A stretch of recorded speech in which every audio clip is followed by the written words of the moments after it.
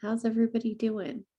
Today we're going to talk to you about how to train staff to support your social media efforts. So you can't have digital without social media. It's how people communicate today. With over 4 billion active users, 53% of the global population uses social media, as well as 70% of the US population. So like it or not, your audiences are on social media and they're often receptive to the types of communication that you send out. So it's important to at least educate your staff and hopefully leverage them to use social media best practices and help to support your social media efforts to bring more visibility to their projects and the institution overall. So Emily's going to give you a little bit of background, or no, I'm going to give you some goals first. Whether you're internal as a museum social media manager, staff member of another department, or a consultant, this session is meant to help you understand how to support your institutions or clients' social media efforts. So we're going to walk you through a project that Emily and I recently completed, or I guess Emily's continuing on the next steps internally at the New York Historical Society. But in this session, we're going to go over what we did to educate the staff at New York Historical Society that included developing a strategy for educating and empowering those staff members, surveying staff for their fluency and interest in social media, exploring social media best practices and identifying opportunities for them to contribute, and identifying opportunities for the institution to share on social media, and then how to help staff make helpful contributions to museum social media efforts. So, Emily.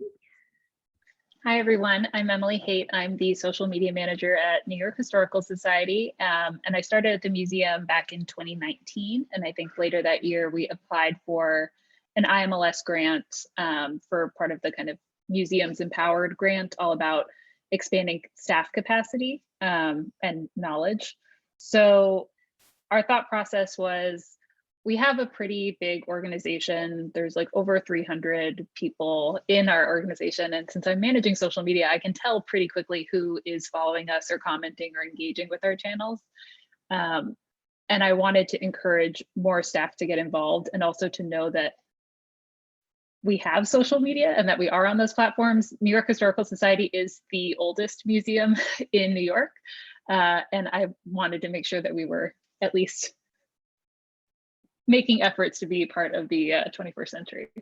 So one of the things we decided to do was to hire a consultant, Lucy, as someone who has previously worked inside cultural organizations and understands the challenges and sometimes the barriers that we have to face when we are explaining what social media is to other staff, or what works best. Or, you know, when I say no, it's not because I'm trying to be difficult. I'm saying no because it's not going to be effective, whatever it is that we are talking about. But I also wanted to kind of help democratize it. I'm the only social media manager. I don't have my own staff. I do have support of my wider department and the institution overall. And I just really wanted to capitalize on some of that.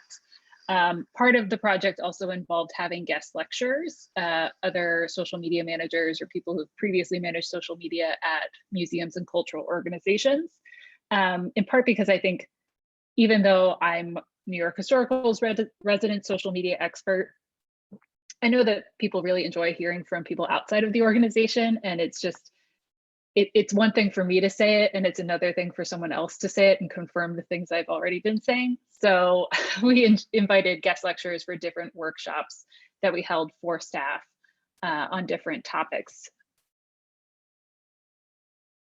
And yeah, I think that's, I mean, most of it is just overall, we kind of wanted to address the disconnects. The first phase of the project involved surveying staff to kind of figure out where they are so that I could meet them where they are. It involved a lot of work. We hadn't had a formalized written social media strategy anywhere. And I think that made it really difficult also when explaining to other staff certain concepts and principles, because there needed to be some transparency with having it formalized. And so that was a big part of what I was doing, is digging into our analytics, talking to other social media managers on the ways that they kind of approach this. So I definitely tapped into our social media manager brain trust across all of these organizations. And I also wanted to talk through some best practices. And then from there, I also created a senior staff group of senior staff who are usually making the decisions on a lot of these bigger projects. And I wanted them to be thinking about social media even when I wasn't in the room or in the meeting. And a social media working group of non-director level staff members who are often the people on the ground creating content, and forming some pipelines into those departments so that we can like expand on all of the things that everyone's doing, because I don't know what's going on all of the time. So the first phase involved, I mean, at New York Historical Society, like I said, we are the oldest institution in New York. And I think sometimes even now, even though we've been talking about this for a while, social media is still kind of treated like either a magic wand or dismissed as a shiny new thing, when in reality it's neither. So I really wanted to see what people in our institution thought of social media, as well as if they're on it themselves, if they're interested in it. I wasn't trying to force people to use social media if they're not already inclined. That's not my goal. It's more to tap into people who do use it and want to be more involved, because that way it's not like I'm asking too much of them either. So I created a staff survey, and I will drop in the links here. I had one that went to all staff, and I should say that we got probably less than half of the people responding, which was still pretty good, because at this point we were well into the pandemic and things were crazy. So the fact that 131 people responded to my survey was a pretty good sample size for me to use. Based off of their responses, I whittled that down to a smaller group of people. And I sent them a second survey that was more involved, like, you know, what are some hidden gems in the collection that you wish we featured on social? You know, if you had your dream partnership, like, would it be New York Historical Society and Fashion Week, New York Historical Society and Ken Burns? Like, what would that be? Just to get a sense of where people's interests were, and, you know, kind of have some pie in the sky ideals. So that was the second survey. And from the second survey, I was able to kind of identify who I wanted as point people in these different content creating departments. And I just dropped both the links to them in the chat so you guys can kind of look through it. And if it's helpful, feel free to adapt and adopt that for your own institutions if you're trying to get a good sense of where people are, because it's one thing to assume and it's another to actually have their written responses there available to you.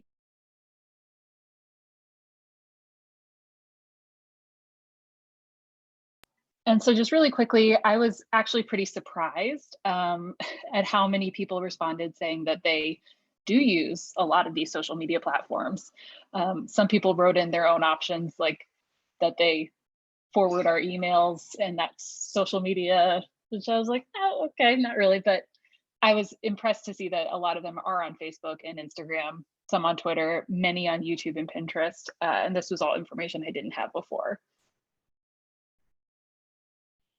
And some other surprises is that I kind of thought attitudes would be a little more negative when it came to social media. Again, maybe because this was during the pandemic and I think social media / the internet was highlighted a lot more within our institution, that this actually really helped.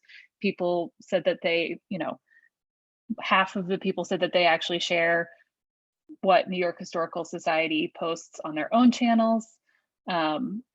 A lot of people said that they've been proud of their work at the museum and wanted to share it on their own channels. And some people said that they would love to be involved in more digital storytelling initiatives. And over half were like, maybe, you know, it depends on how much time is required of me to do this. But overall, I was really pleased and surprised with how positive the reactions were to what we currently post and to staff attitudes.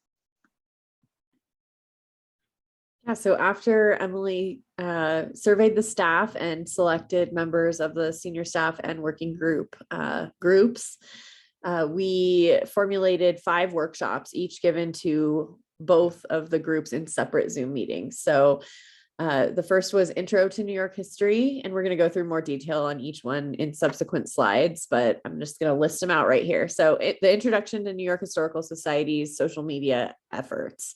The next one was Amplification, Digital Storytelling and Campaigns, Strategic Partnerships, and Tying It All Together. And Emily and I worked together to figure out the topics for each of these 5 workshops, with the goal of educating the staff on best practices and also finding ways for them to contribute and support Emily's efforts in the social media manager role. So the first was the Introduction to New York History. And these are some of the topics we covered. I'm not going to read them all out loud, but on this introductory workshop, we talked about specifically New York Historical Society's presence on the various platforms and their audiences, how they determine quality content, how to optimize content. And part of this was also demonstrating the amount of planning, strategy, and effort that goes into the social media manager role, not just, a single Instagram post, that takes 5 minutes, not necessarily, right? And especially when you multiply that by the volume that we're working with as social media managers for New York Historical Society, that includes 42 to 60 posts per week. So that amount of content really requires a lot of foresight and a lot of, structure for this workflow to get that content produced, published, managed, all the comments that come along with each post, et cetera. So it's really trying to hammer home the point that this isn't just, some job for an intern, or Emily's not a junior staff member. She's an integral part of the communication strategy for the institution. So just a couple more examples from that introductory workshop. Emily, you can go ahead and voice over these. Yeah, of course. So I think it was actually really helpful for staff to understand what it kind of looks like behind the scenes in the organized chaos that is all of my platforms. So we use Sprout Social as our scheduling platform. And I also wanted to explain a little bit about how we strike a balance on our feed. So these are examples of 2 of the slides. One shows that we kind of have this 80-20 rule where 80% of our content caters to the interests of our audience, and then 20% kind of asks something of them. That doesn't necessarily, this is just purely the organic stuff. Obviously we run ads, and I would love to encourage people to put up more money for more ads for things that require an action from our audience, like paying to sign up for a program or registering or applying for a fellowship. Those are all things that have a really hard time floating on organic social or relying strictly on organic social. But I just wanted to also explain that a lot of our content, like 20% is exhibitions. It kind of shifts when we have, like, for example, this month we had 6 shows open. So it's been more heavily exhibition content than I would typically do. But overall, we have a lot of people who follow us specifically for kind of our evergreen, here's New York City and the nation history. And I kind of explained a little bit about how we balance that. So for history organizations, we're using a lot of hashtag on this day content. To me, I'm like, sometimes that doesn't, I'm not super excited by that, but it is kind of the foundation of our channels, and it is often what performs the best for us. So it's clearly what our audience wants from us. Even if I sometimes get a little like, oh, I want to do something totally off the wall and different, I'm not limited to this, but it just helped to explain the way that we kind of make sure that we're imbuing our channels with content related to women's history, how we are focusing on kind of the different kinds of content that our different departments create. So we have an education department, we have specifically a women's history initiative and a women's history center, and how we make sure that that stuff is always present on our feeds. That was just kind of an example. And then if you can go to the next slide, I also kind of chatted through Ryan Dodge's previous quality content checklist. And I kind of said that I go through these same things when creating content so that people can understand if something they're providing to me doesn't meet these things, it's not best served on our social media channels. And another slide that I really enjoyed in part of our strategy workshop our initial workshop to staff, we kind of showed people what it is to have optimized content too, in terms of length on different platforms. So, that you get a cutoff on Instagram after 125 characters. So really creating that first kind of header intro into your post is super important to get people to click to read the full thing. And this was just one of the ways we demonstrated that. Okay, so our next workshop, and before I get into the rest of the workshops, I just wanted to let everybody know in attendance that if you have any questions as we're talking about specific concepts during the presentation, you can feel free to use the raise hand function on Zoom and we can answer your question in real time, or drop it in this chat, or we're hoping to leave some time at the end for Q&A, but like I said, sometimes it's easier to answer questions during the presentation when we're on that topic. So feel free to raise your hand if you do have something related. So our next workshop was amplification, and we discussed tactics for amplifying organic content, because as we all know, there's a lot of noise on social media. There's tons of content going out from tons of content producers and individuals. So we really wanted to go over with our working group and senior staff, what that means, and why organic content needs that assistance to get seen by audiences and followers on social media. So who sees organic content? Well, a small percentage of our followers, in fact, and sometimes non-followers, but really the way to help get organic content seen is through tactics on amplification, like having the staff like, comment, and share. If everybody on the staff, if 300 people liked and commented and shared every single post, right there, your engagement rates would go up. Not necessarily realistic, but every little bit counts. And the fact that those actions and engagements on each post result in more people seeing them. So friends of the staff that's liking, commenting, and sharing, friends of the audience that's liking, commenting, and sharing. That trips the algorithm and helps more people on the platforms see the content that you're producing organically and give it a higher ROI. Because sometimes, an individual piece of organic content takes time to produce and post, and then if it doesn't get any traction or engagement, fewer people see it. And so unfortunately, sometimes it doesn't have the reach that you would hope. So then again, we talked about how staff can help with that.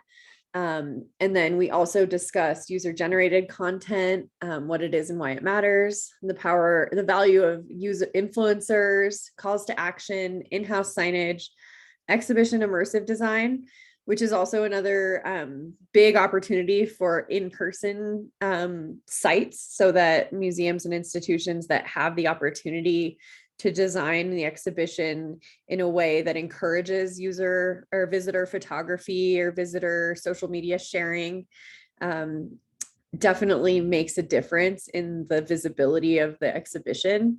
So some challenges are also always come up. So sometimes there is no photography allowed of the artworks that are on loan or whatever. And so there are opportunities and case studies that have been done where if there is no photography allowed, then sometimes the exhibition designers can incorporate in a photo wall or some opportunity for visitors to share their experience in a different way. So the result of that is obviously creating an inviting experience. And, the hope is that the more people that attend the museum or attend the exhibition and share it out on their social media, the more people that will know, and it will give that aspirational kind of encouragement for additional people to come and see. So Emily? And then our third workshop was on digital storytelling and campaigns. And again, another great part of this series has been having these guest lecturers come in because Lucy and I are kind of going through the nuts and bolts of all of this, but then it's a different kind of thing to have the second half of the workshop involve a presentation where you can see what's possible when you're doing all of these things right.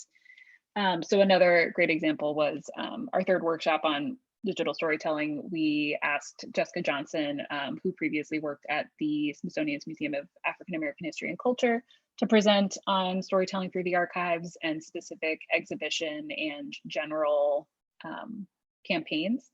And then an element of that involved what, the anatomy of a post, if you're going to break it down, what is involved. We had them do an exercise where we asked them to create an exhibition specific Instagram post, keeping in mind all of these best practices. And then we also talked through campaigns, like what's involved on a basic level would be an announcement post, toolkits for program partners or influencers, key dates tied to the exhibition or trending topics that this exhibition is going to cover, and then other amplification strategies, which we covered in the previous workshop, like user-generated content and having a lot of strong calls to action. Calls to action. So Emily, we did get a question in the chat. It's from Mel, and she says, so in your case, it's staff outside of the marketing department creating content for social channels? So great question. Currently, I am the only person creating content and putting it out on our channels. That being said, I draw heavily from other departments when they have content. So an example would be someone from our library actually manages our Pinterest for the most part, because it involved how to get, like, we don't have full digitization efforts all the time. So someone in our library, when somebody asked to have something scanned, even though it wasn't a full collection, we had one image from this collection. How do we go about sharing that on our digital platforms? And the answer had been Pinterest. So she primarily organized that. We also have someone in the library who, for similar reasons, uses Tumblr. And so we have a trove and an archive of content on those platforms that I obviously dig into when I'm trying to find things to share. We also have people who write blog posts. So we do have people in these different departments who are creating programs or creating content for tours through exhibitions or something like that. So I'm still the person that's trying to grab all of it all the time, but I'm not the only person making stuff at the museum, which is part of the reason for this workshop in general, is to get people more involved, but to be able to contribute in effective ways, either to remember that we are there and then this is what I need to make something happen. So that was part of it. I don't know if that answers your question, Mel, but we can continue talking through it. Yeah, I think specifically creating content for social channels outside of Pinterest and Tumblr, as Emily mentioned, Emily is doing Instagram, Facebook, and Twitter, which are like the main three. And so some of the content she's drawing from Tumblr and Pinterest, she still has to like translate it to the format of the other three platforms. And then all of the other content that goes out on those three big platforms comes from the exhibitions, the tours, the educational materials, everything under the sun. But the point of these workshops, which we just wrapped up a couple of months ago, is really to provide that foundation for the rest of the staff to be able to feed Emily with things that are happening, ideas, content, resources, and in some cases, perhaps finished posts, finished content, but not quite there at that point yet. It's really more to point her in the direction that the content, but definitely educating them in best practices so they're aware of like what she does and doesn't need. So. Right. Yeah, that makes a lot of sense. We kind of struggle with some of the same things at our museum. I don't work in the marketing department, but I work very closely with them as a web and digital media manager. And yeah, I know that they're always constantly trying to push and feel out to the exhibits department, the education department, to say like, hey, please let us know when things are happening because we need to be able to post about this stuff. But it is kind of that whole kind of concept of they're not quite educated in how to create these posts or what kind of content marketing is always looking for. So I think these workshops are pretty useful. Yeah, we hope so. Yeah. Mel, it was all about tools. Sorry, Mel, what institution are you with? I see you're from Austin from the chat, but I work at the Bullock Texas State History Museum. Neat. Okay, thank you. Yeah. And thank you for your question. So the next workshop was strategic partnerships. Yes. And so I just also want to like reinforce the fact that I work with highly creative, brainy people at the museum. So it's all about trying to get what they're doing to really shine on social. Our fourth workshop was on strategic partnerships. And as luck would have it, I was like, you know who would be really good to talk about this? Lucy, our consultant, since she previously had worked on a lot of big strategic partnerships. And it was really important for me to explain this to some staff because I often get a lot of things in my inbox that are like, hey, like, this is a partnership. And I'm like, okay, but it's not strategic, or we're not really getting anything out of it. And that's really key to our growth. So basically we outlined what is a strategic partnership, how do they happen? And then we had a checklist that we created that was kind of like, this is how you can tell if it's going to be a strategic partnership or if it's something where we're just trying to do a favor for someone, which doesn't end up really working for us long term. It's not part of our strategy.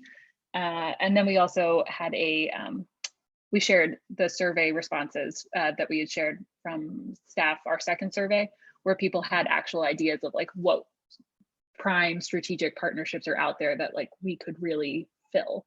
And we shared those back out with our senior staff in particular. And then we also brainstormed some partnerships for an upcoming exhibition. So kind of a collective exercise in, okay, this is the topic, who are some local community partners, like getting people to think about this when we are prepping for a big exhibition. And Lucy had some great examples from her time at the Met and LACMA, and working with people like Disney and Sesame Street. So again, giving some kind of like aspirational pie in the sky, this is what can happen if you're doing it right, I think really helped give a lot of color and flesh out some of these ideas. Yeah, definitely. And just a thought or a note on what we covered under the what are they and how do they happen questions. There's a difference between a strategic partnership and just cross-posting or, you know, having someone post on your behalf.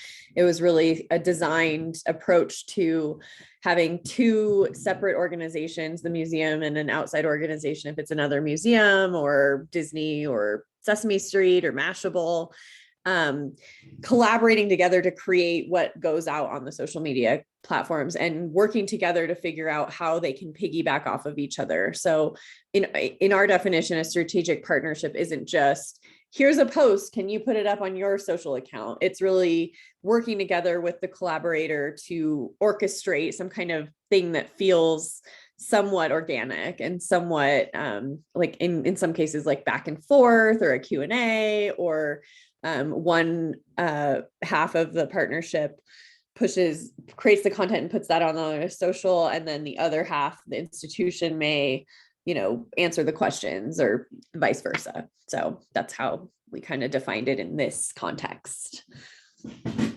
And so the last workshop was really tying it all together. We had some loose ends that we wish we could have covered in the previous 4 workshops, but it didn't make sense to kind of compile them all into one last minute blah, blah, blah workshop. So we ended it on those 4 topics before the 5th workshop. And in the 5th workshop, we actually quizzed our attendees with a Jeopardy game, and everybody participated really well. Answered our different questions based on the categories about specific New York Historical Society, social media, definitions, best practices, platforms, and star power, which I think was more oriented towards like influencer culture and stuff like that. So it was a fun recap session where we covered a lot of what we had previously covered and kind of drilled home some of the concepts we wanted to make sure that didn't get lost. And then after our Jeopardy game for each of the working group and senior staff workshops, we had a guest speaker in Ryan Dodge again. So he, if you don't know him, he's from Canada and he has worked at a number of museums and is very well versed in social media strategy. So we thought he would be a good person to help tie up this last workshop and talk about why it's important for an institutional effort toward digital content and social media in particular. So it was really helpful to have him kind of wrap up and say in his experience what he's done to bolster the social media managers' resources within the museums that he's worked at. So, you know, what we were doing with the workshops was kind of one step that can be done for internal staff. And then this was you, Emily, right? Yes. So we finished up those 5 workshops. Yay. We had one a month for the most part. I think we, in terms of scheduling, it's like a little hard to get 8 senior staffers plus me and Lucy plus an outside consultant to have a time that works. And they were 2-hour chunks. So it really did take up a good chunk of people's days. But more or less over 5 months. After that, I sent a survey to our social media working group. The idea is to continue the social media working group meetings ongoing into the future, but I wanted to put it on their terms, like what days work best? How often do you want to meet? What else do you want included in these meetings? And some of the things that came back, we just had our kickoff, which was great, was a request for more guest speakers. They really liked hearing from social media managers from other institutions.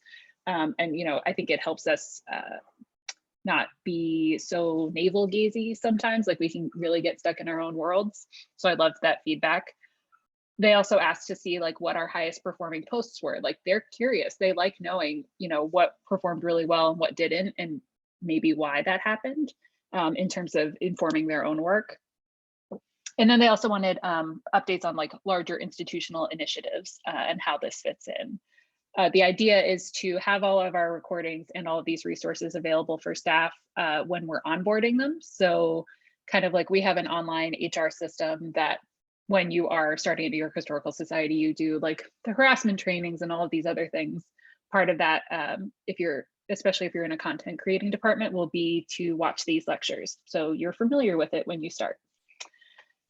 And then in terms of longer planning, the social media working group goes through like what the next 2 months are on the social calendar, so we can identify opportunities or things that are coming up in their own departments that could slip in really easily, as well as brainstorming other ideas for social integration. I'm not on the ground when exhibits is putting something together, but if there's a cool opportunity for something behind the scenes, I now have someone who's in that room when it's happening, knowing that this is maybe something primed for social. So it was really about relationship building too, and just tapping into stuff that they're already doing. Yeah, and I just wanted to add also the hope for our series of workshops was to keep social media at front of mind for the staff that we were speaking to, and maybe some of their colleagues, even if they're talking to their colleagues about what they're learning. And that's important because often in my experience, and I think in Emily's experience as well, social media sometimes gets like a shorter lead time. And so by the time an exhibition comes up, it's like, okay, the social media plan is a couple months in advance, but the exhibition design is set. There's no opportunity for a photo wall. What happened? Why didn't the social media manager have a part in that conversation? And so the point of this was to really utilize the people that are in the departments that are thinking in a longer lead for exhibitions and for other projects, that they might kind of have a little light bulb moment and support Emily's efforts. And hey, what about social media? What, if it's early in the planning stages and the social media manager rightfully doesn't have a part of that conversation, then is there another person in that department that can maybe advocate for social media ideas? So that was that. So takeaways. Yeah, so I could start with the challenges. So I wrote this proposal with a lot of help from our development department. And again, like I had the support of my boss, who was like, this is a good opportunity. We've been talking about how to get staff more involved. I wrote it pre-pandemic. Obviously, things were very different. The workshops were actually devised as like half-day workshops where like you have lunch and you get to chat, and that's not what happened. And I think, Zoom burnout was very real. And I think people had a lot more demands on them in terms of the work that we were doing, just more stressors in general. So I'd say that maybe didn't work as well in breaking down silos in our working group. Senior staff knows each other really well already because they're already in tons of meetings together. But I think some of the people in the working group really didn't know each other that well. We did icebreakers and things like that in our workshops, but I think I had hoped that we would have had a little bit more of that kind of water cooler talk that isn't really as possible on Zoom. Yeah, so that would be the downside of this. And I also wanted the guest lecturers to come in person. I think kind of the idea for this workshop, even way back when, was, I mean, years ago, I was a guest speaker at a class that Hillary Morgan Watt teaches. So she was our first guest lecturer in our workshop on amplification. And I remember just thinking like, oh, everything on your like syllabus is so cool. And I wish I could just share this with staff. So then I actually did have like links to additional reading for people that were really geeking out and loved our workshops and wanted to know more about X, Y, and Z or other examples. It was great. So shout out to Hillary Morgan. Yeah. But Lucy, you can talk some about our successes. Yeah. So besides the lack of team building or the not as awesome team building opportunity that Zoom limited us on, we were happily surprised that senior staff in particular was incredibly engaged, and they asked a lot of questions, and they were very involved in wanting to learn the best practices that we were sharing and asking specific questions about New York Historical's efforts. And I think that really speaks to a lot of, yeah, maybe it's not their main job, or obviously it's not their main job, but the fact that they want to support social media and want the work of their departments and their colleagues to get out there, to a wider audience was very impressive to me. And not only the senior staff, but the working group was also quite engaged as well. I think it was just more surprising that these higher level, director level individuals were as involved as they were, and wanted to learn as much as we were presenting.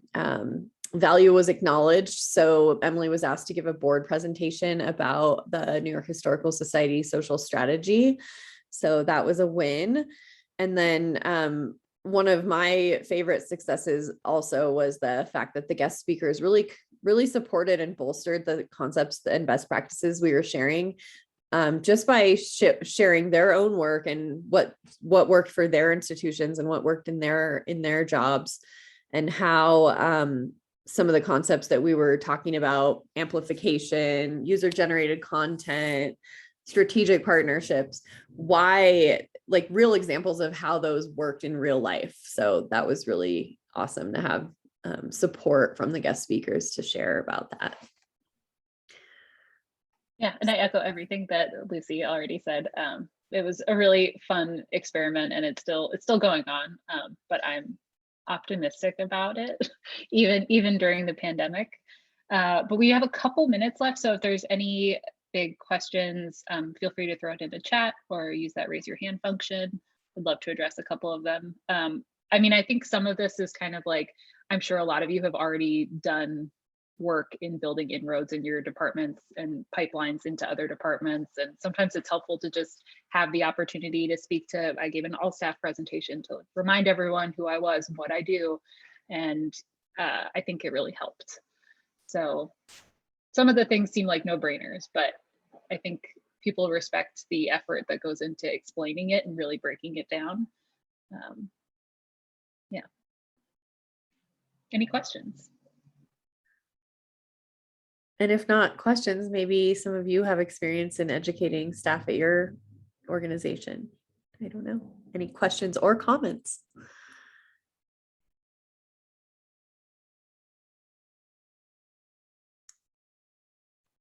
Well, if no one has any questions, oh, here comes someone. Hi. Hiya, my name is Jocelyn. I'm not a social media manager, so I would be sort of the kind of staff who would get trained up. And I'm curious if you remember any sort of like aha moments with your colleagues, anything that was sort of like, now I understand the thing that you've been looking for or asking for, or something that you could sort of identify as a moment of translation or new understanding. I think some of the kind of like showing how the sausage gets made for staff outside of the communications department was really helpful. Like when I just show them kind of the madness of like my 50 different Google calendars and my content calendar and how to balance what when. And then I think another thing that was really helpful is we did go through these exercises of showing our top posts from the year and ask our staff like why they thought those performed well. And then we kind of were able to like hit that home over and over again through the presentations. But now, I mean, people will come to me being like, hey, I remember you saying that like our audience really likes this. well, they might like this other thing that is going on View, or hey, I know you said that a lot of our audience is hyper local, like they didn't even know what our breakdown was on these platforms. Like, so those could actually translate to in-person foot traffic. I think a lot of it was pretty eye-opening. I got a lot of good feedback in that way. And I think sometimes even just sharing that when they had to make their own posts and it was difficult, and we gave them like, 15 minutes to write an Instagram post, and a lot of them couldn't turn it in on time. I think it kind of shows that it's not as easy as it sounds. And we break down like, okay, someone forgot the hashtag, or like, where's our image credit? Or, we didn't tag the lending institution, or, just little things that separately don't seem like much, but when you're actually put in that position, it becomes a lot more. And I think actually sharing the volume of what I put out every week, I think some people were impressed by or weren't aware of, because they're not seeing every post that we put out. Yeah, I was unmuting to just say what Emily just said about like the exercise of having them create their own piece of content. And we really tried to hammer home here, this is just one piece of content. This isn't all the planning. This isn't all the organization that goes into posting to Instagram. So, but here you draft here's a set of images and here's a press release, make a post. And it was eye-opening to see that for them, I think, to see that it's not just a copy and paste situation. It's really kind of trying to think strategically about how to fit the content onto the platform's functionality and format it in such a way that is optimized for each platform too. And I should say some of them came up with really great like kickers and headers into their posts. And I was super proud because, like I said, everyone is really talented. It's just a way of like honing it in a way that works for us. So yeah, it was great.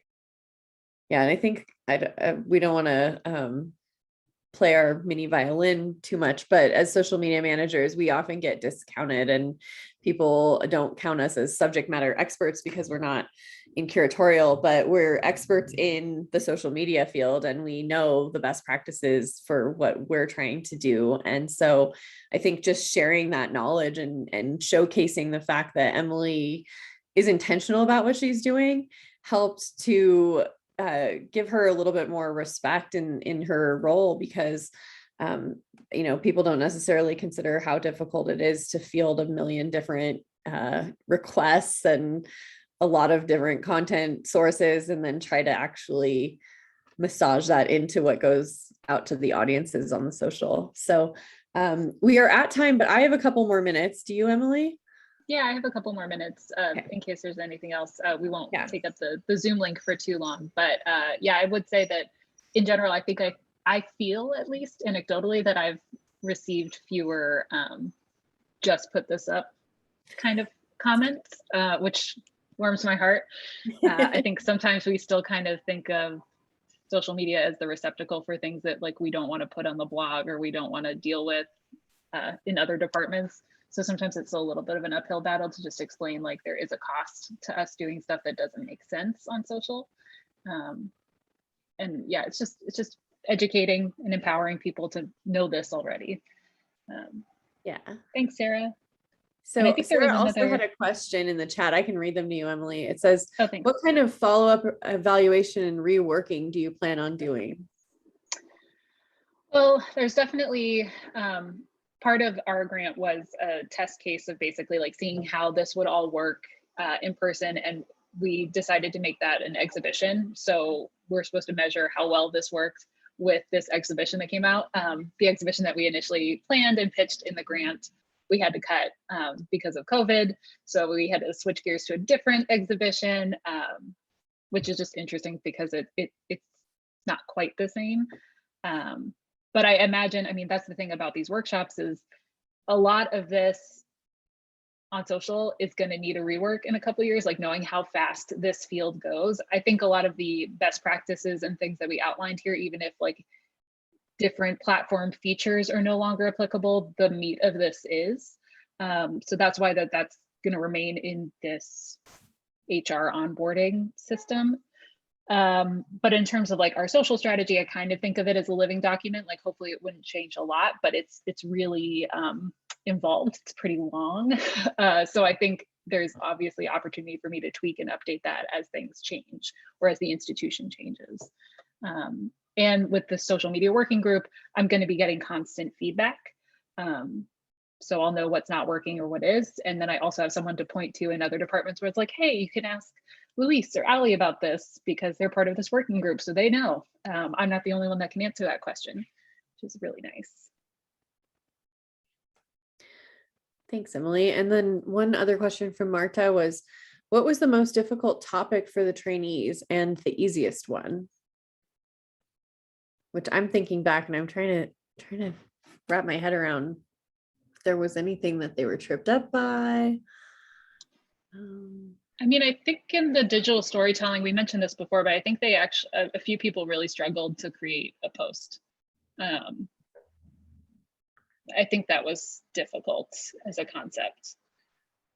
I also think, what did they like the best?